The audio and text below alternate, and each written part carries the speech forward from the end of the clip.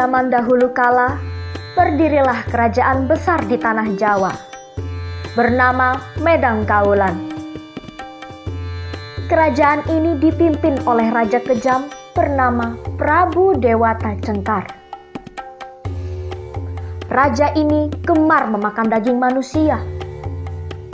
Karena kegemarannya ini, diam-diam ia ditinggalkan oleh rakyatnya. Rakyatnya takut jika sewaktu-waktu Prabu Dewata Cengkar ini akan memakan mereka.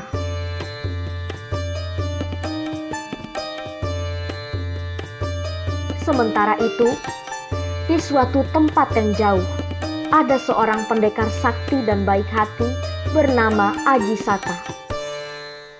Ia mempunyai 2 pusaka, berupa kain pengikat kepala dan keris. Ia juga memiliki 2 orang pengikut setia bernama Dora dan Sembada. Setiap hari, ia dan pengikutnya selalu membantu orang-orang yang membutuhkan pertolongan. Karena kebaikan dan kesaktiannya ini, Aji Saka sering menjadi pembicaraan di masyarakat.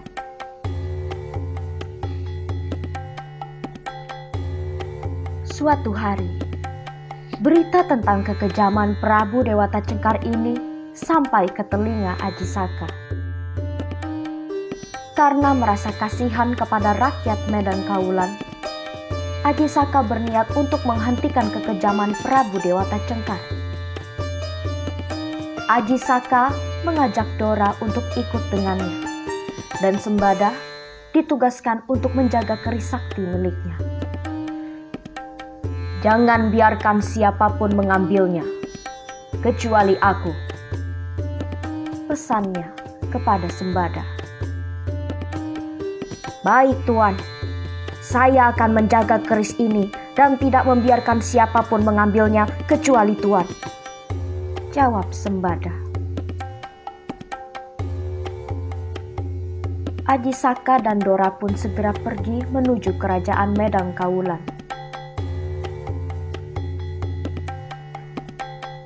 Setelah melalui perjalanan panjang, menuruni bukit, melewati hutan, dan menyeberangi sungai, sampailah mereka berdua di desa Medang Kaulan.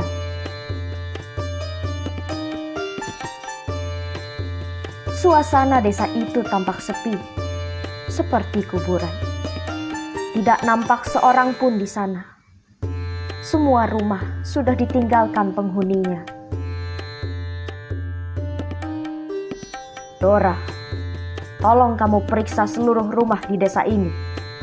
Siapa tahu masih ada penduduk yang bisa ditolong. Aku akan ke istana kerajaan Medang Kaulan, kata Aji Saka kepada pengikutnya. Baik Tuan, jawab Dora. Ia segera meninggalkan tuannya dan memeriksa seluruh rumah yang ada di desa itu.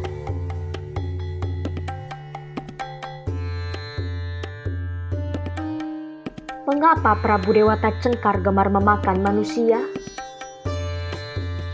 Suatu hari, jari koki kerajaan Medang Kaulan teriris saat sedang memotong bahan makanan. Konon, darah dan irisan jarinya masuk ke dalam sup yang akan dihidangkan kepada Prabu Dewata Cengkar. Sang koki melarikan diri untuk mengobati jarinya. Sementara itu, oleh koki yang lain, sup ini pun dihidangkan kepada Prabu Dewata Cengkar.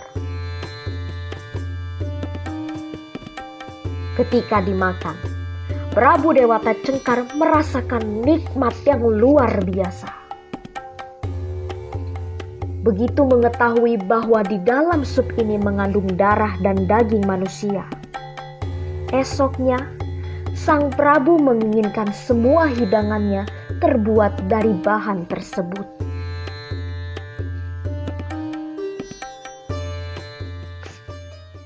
Aji Saka melanjutkan perjalanannya. Dengan gagah berani, ia memasuki istana kerajaan Medang Kaulan. Suasana di sana juga nampak sepi. Hanya beberapa pengawal dan ajudan raja yang masih tersisa. Selain Prabu Dewata Cengkar sendiri. Wahai Prabu Dewata Cengkar yang termasyhur, saya adalah Aji Saka dari bumi Majeti. Apa benar Prabu gemar memakan manusia? Jika benar, maka makanlah saya. Aji Saka menantang Prabu Dewata Cengkar.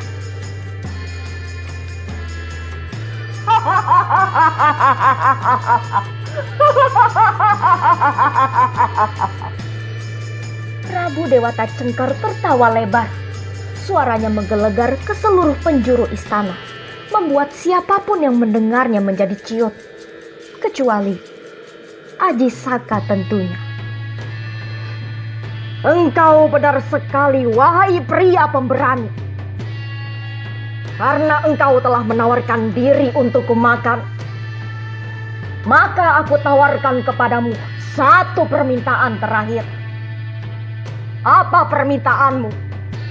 Tanya Prabu Dewata Cengkar kepada Aji Saka.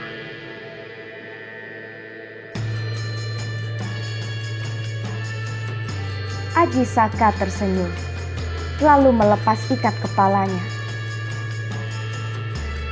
Saya meminta tanah di kerajaan Prabu, seluas gulungan kain ini, katanya. Aji Saka memberikan ujung kain kepada Prabu Dewata Cengkar, sementara ujung satunya lagi dipegang oleh Aji Saka sendiri. Keajaiban terjadi. Kain macam apa ini? Begitu Prabu Dewata Cengkar menarik ujung sorban yang dipegangnya, benda itu seperti memanjang sendiri. Semakin lama, makin terulur seperti tak ada ujungnya. Karena penasaran, Prabu Dewata Cengkar terus menarik kain itu hingga keluar istana. Ia tidak menyadari kain itu ditariknya hingga laut selatan.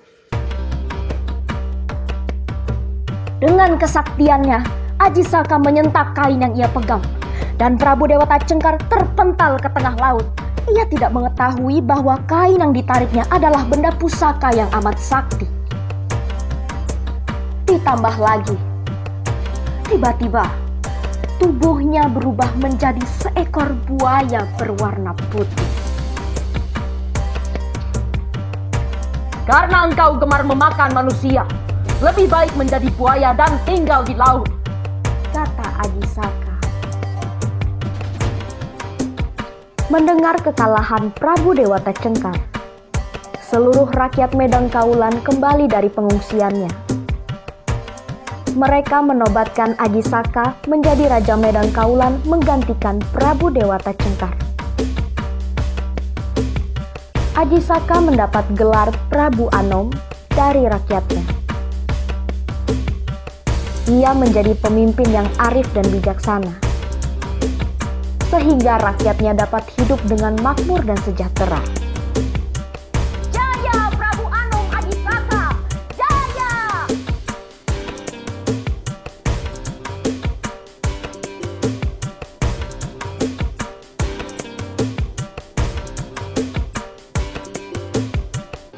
Suatu hari, Prabu Anom Aji Saka meminta Dora pergi ke kampung halamannya untuk mengambilkan keris sakti yang dijaga oleh Sembada.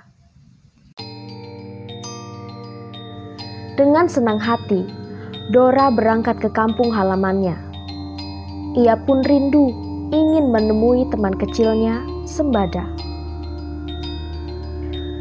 Sesampainya Dora di kampung halaman, ia dan Sembada berpelukan. Setelah beberapa saat melepas kangen, Dora menyampaikan maksud dan tujuannya kepada Sembada. Tuan ingin aku mengambilkan keris sakti untuknya, katanya kepada Sembada. Namun Sembada menolak memberikannya. Keris itu tidak diberikannya kepada orang lain selain tuannya sendiri. Itu adalah janjinya kepada Aji Saka. Kedua sahabat itu saling berdebat dan tidak mau mengalah.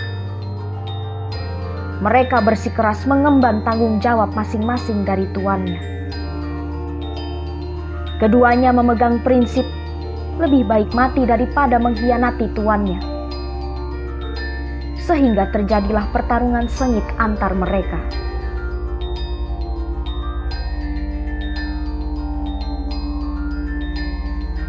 Mereka bertarung dengan imbang, hingga akhirnya kelelahan, dan keduanya pun tewas kehabisan tenaga.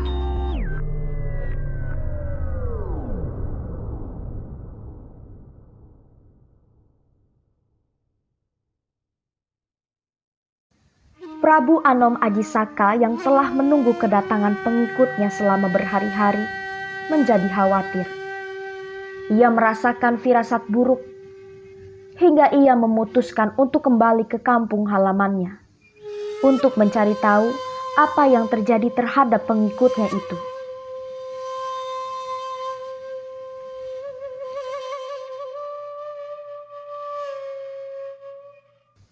Sesampainya Prabu Anom Ajisaka di sana, ia terkejut karena mendapati kedua pengikut setianya telah tewas. Prabu Anom Ajisaka menyadari kehilafannya, sehingga terjadi kesalahpahaman antar kedua pengikutnya. Untuk mengenang kesetiaan dua pengikutnya ini, Prabu Anom Ajisaka menciptakan sebuah puisi yang memiliki pangram sempurna dan menjadi aksara Jawa yang dikenal dengan istilah Dentawian Jana atau Carakan. Ada utusan, punya perbedaan,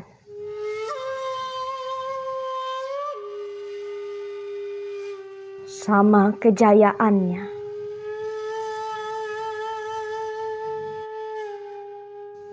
Inilah tubuhnya.